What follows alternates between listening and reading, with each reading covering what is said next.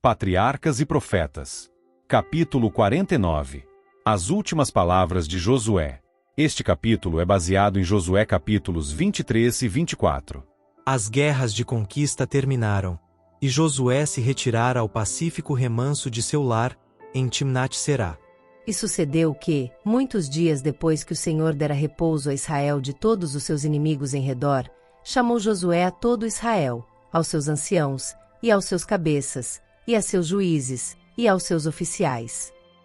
Alguns anos haviam se passado desde que o povo se estabelecera em suas posses, e já se podiam ver aparecendo os mesmos males que até então acarretaram juízo sobre Israel. Sentindo Josué as debilidades da idade a assaltarem-no, e compreendendo que sua obra logo deveria encerrar-se, encheu-se de ansiedade pelo futuro de seu povo. Foi com um interesse maior do que o de um pai que ele lhes falou, reunindo-se eles mais uma vez em redor de seu idoso chefe. Vós já tendes visto, disse ele, tudo quanto o Senhor vosso Deus fez a todas estas nações por causa de vós, porque o Senhor vosso Deus é o que pelejou por vós. Posto que os cananeus tivessem sido subjugados, ainda possuíam uma porção considerável da terra prometida a Israel, e Josué exortou o seu povo a não ficar em sossego, e esquecer-se da ordem do Senhor de desapossar inteiramente aquelas nações idólatras. O povo em geral era vagaroso no completar a obra de expulsar os gentios. As tribos haviam se dispersado às suas posses, o exército se debandara, e considerava-se uma empresa difícil e duvidosa renovar a guerra. Mas Josué declarou: o Senhor vosso Deus as impelirá de diante de vós, e as expelirá de diante de vós, e vós possuireis a sua terra, como o Senhor vosso Deus vos tem dito.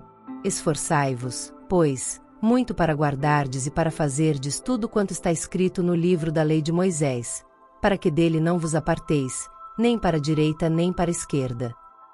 Josué apelou para o próprio povo como testemunha de que, tanto quanto satisfizeram as condições, Deus havia fielmente cumprido sua promessa para com eles.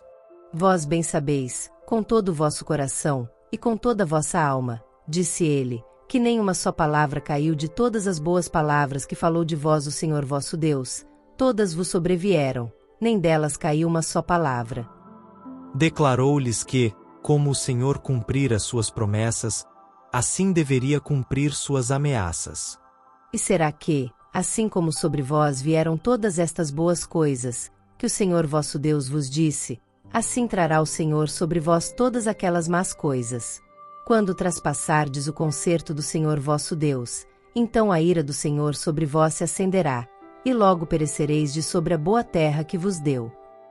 Satanás engana muitos com a plausível teoria de que o amor de Deus para com o seu povo é tão grande que ele desculpará o pecado neles.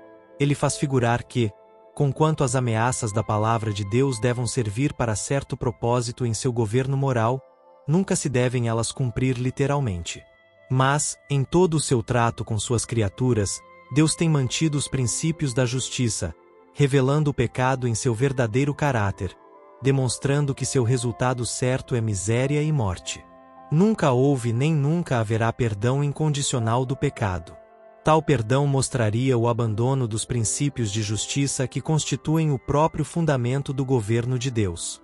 Isto encheria de consternação o universo dos seres não caídos.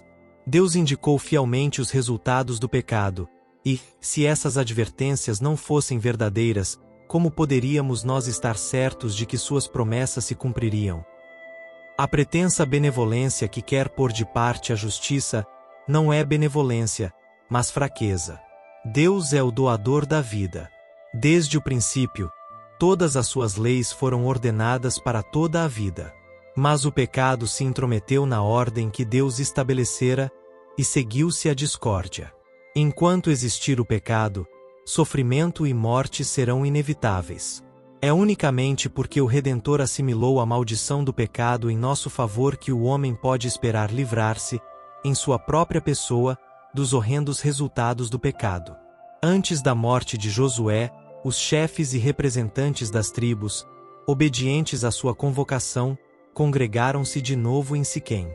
Nenhum lugar em todo o país possuía tantas recordações sagradas, transportando a mente para o concerto de Deus com Abraão e Jacó, e relembrando também seus próprios votos solenes por ocasião da entrada em Canaã. Ali estavam as montanhas de Ebal e Gerizim, testemunhas silenciosas daqueles votos que agora, na presença de seu chefe prestes a morrer, se reuniram para renovar. De cada lado havia evidências do que Deus operara por eles, como lhes dera uma terra para a qual não trabalharam, e cidades que não haviam construído, e vinhedos e olivais que não plantaram. Josué recordou mais uma vez a história de Israel, contando novamente as obras maravilhosas de Deus, para que todos pudessem ter uma intuição de seu amor e misericórdia, e o servissem com sinceridade e com verdade. Por determinação de Josué, a arca fora trazida de Siló. A ocasião foi de grande solenidade, e este símbolo da presença de Deus aprofundaria a impressão que ele desejava produzir no povo. Depois de apresentar a bondade de Deus para com Israel, ele os convidou em nome de Jeová, a escolherem a quem serviriam. O culto aos ídolos era ainda até certo ponto praticado secretamente, e agora Josué se esforçou por levá-los à decisão de que baniriam de Israel este pecado.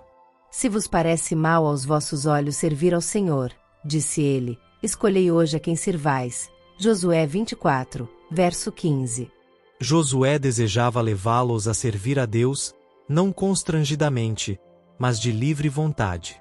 O amor a Deus é a base mesma da religião. Empenhar-nos em seu serviço meramente pela esperança de recompensa ou medo do castigo, de nada serviria. A apostasia declarada não seria mais ofensiva a Deus do que a hipocrisia e o mero culto por formalidade. O idoso líder instou com o povo para considerar, em todos os seus aspectos, o que havia sido posto perante eles, e decidir se realmente desejavam viver como viviam as degradadas nações idólatras em redor deles. Se lhes parecia mal servir a Jeová, fonte de poder e de bênçãos, que escolhessem naquele dia a quem serviriam, se aos deuses a quem serviram vossos pais, e do meio dos quais Abraão foi chamado a sair, ou os deuses dos amorreus, em cuja terra habitais. Estas últimas palavras foram uma censura veemente a Israel. Os deuses dos amorreus não tinham sido capazes de proteger seus adoradores. Por causa de seus pecados abomináveis e aviltantes, aquela ímpia nação fora destruída, e a boa terra que possuíam fora dada ao povo de Deus. Que loucura para Israel preferir as divindades por cuja adoração os amorreus haviam sido destruídos. Porém eu e a minha casa, disse Josué, serviremos ao Senhor. Josué 24, verso 15. O mesmo zelo santo que inspirava o coração do chefe, comunicou-se ao povo. Seus apelos provocaram a resposta decisiva. Nunca nos aconteça que deixemos ao Senhor para servirmos a outros deuses. Não podeis servir ao Senhor, disse Josué, porquanto é Deus santo, não perdoará a vossa transgressão nem os vossos pecados. Antes que pudesse haver qualquer reforma permanente, o povo devia ser levado a sentir sua completa incapacidade de, por si mesmos, prestarem obediência a Deus.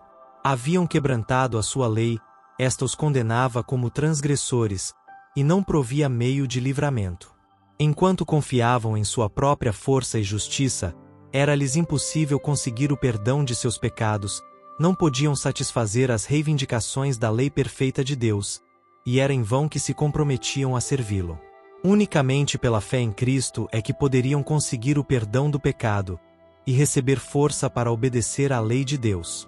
Não mais deviam confiar em seus próprios esforços para alcançar a salvação, deviam confiar inteiramente nos méritos do Salvador prometido, se queriam ser aceitos por Deus.